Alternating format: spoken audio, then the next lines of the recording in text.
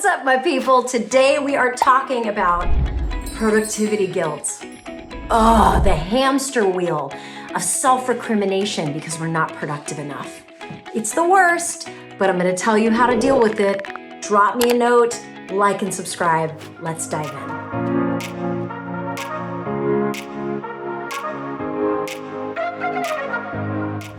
So what do we do about the problem of productivity guilt, right? That feeling that we're just not nailing it, we didn't do enough, we suck, we're about to get kicked out off the planet.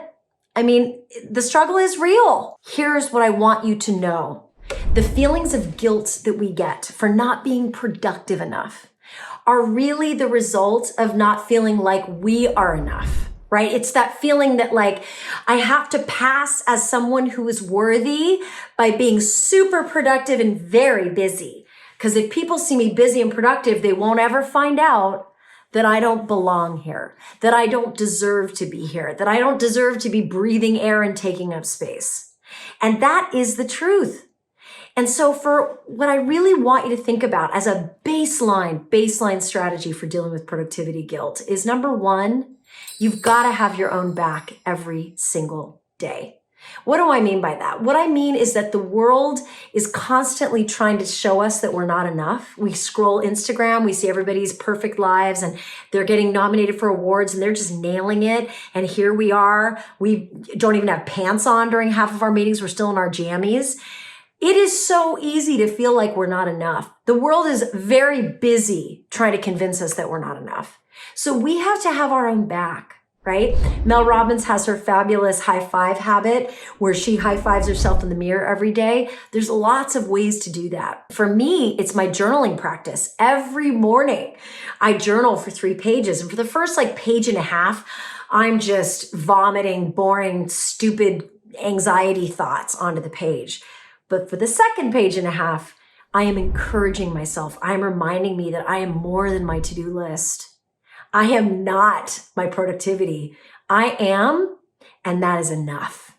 So I want you to think about how you can have your own back every single day. Is it a meditation practice where you choose a mantra to work with? Like, I am enough, I am worthy, I am loved, I am safe.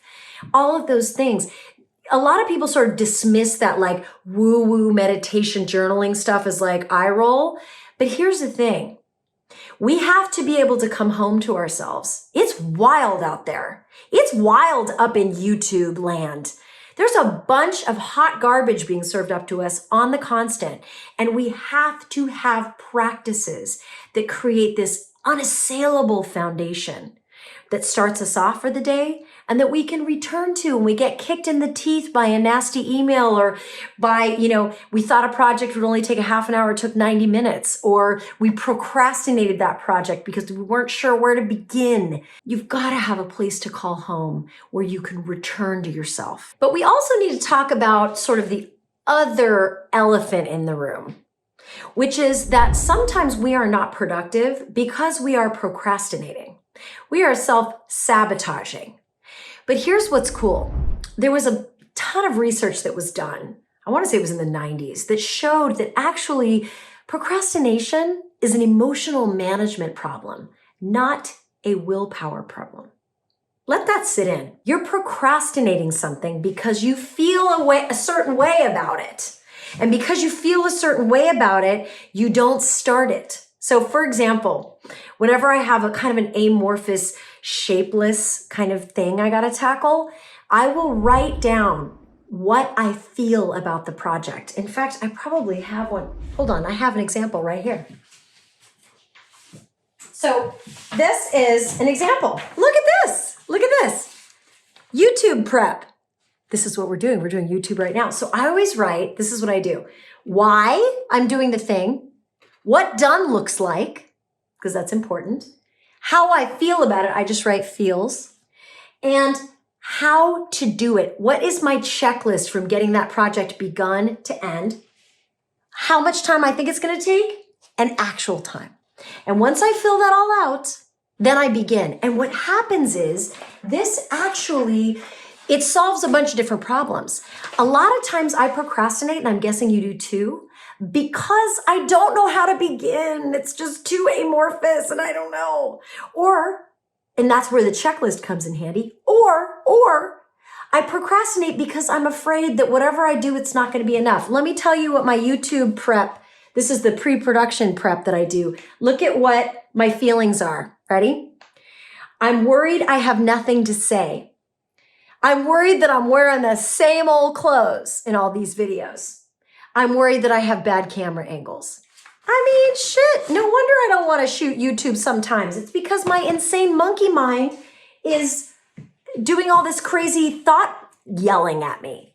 So by writing down what I'm feeling, I can talk myself out of it. My point is, sometimes the guilt we feel from procrastination is misplaced. It's not guilt over procrastination we should be feeling.